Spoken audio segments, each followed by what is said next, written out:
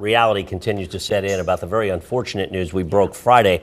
The community that is literally named for its steel industry is losing its mill. Will that be permanent? The company says it has nothing to do with tariffs. Is that true? Seth Kaplan joins us with all that tonight. Seth.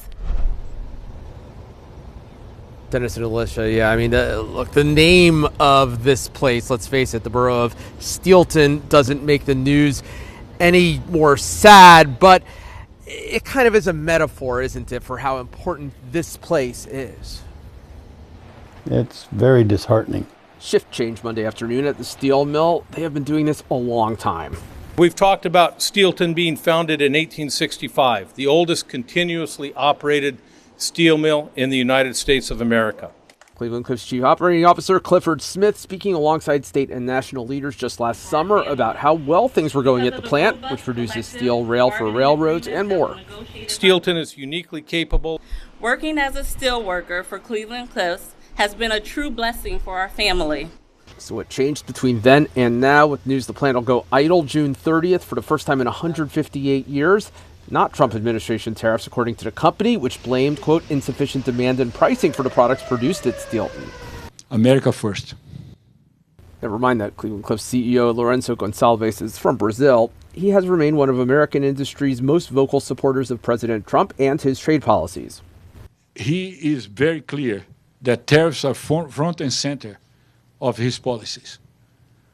That's the way to protect and to guarantee that we're going to be able to invest in America. United Steelworkers local president LaRue Hess, who emphasizes this is an idling, not a full shutdown, and Cleveland Cliffs could change its mind or another company could buy the plant, as has happened a half dozen other times before, says he does buy the company's claim that this isn't about tariffs. I don't think it's affected by tariffs at all. There's not a whole lot that's happening right now in the business world that isn't related to tariffs. Jay Shabbat, publisher of Railroad Weekly, says the company's claim this is about weak demand, not tariffs, is a distinction without a difference, with lots of other companies saying consumers are buying less stuff because of tariffs.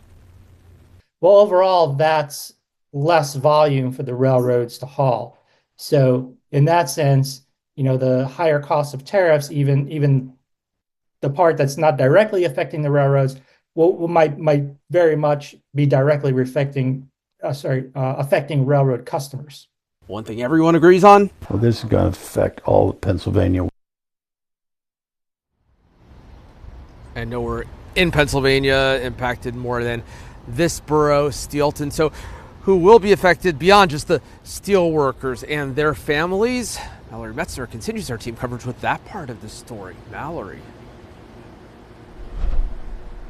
Seth, places like Naples Pizza here get a lot of business from the employees at the plant. While they aren't worried about having to close their own doors, these local businesses do fear that they'll be losing customers without all of those employees coming here to work.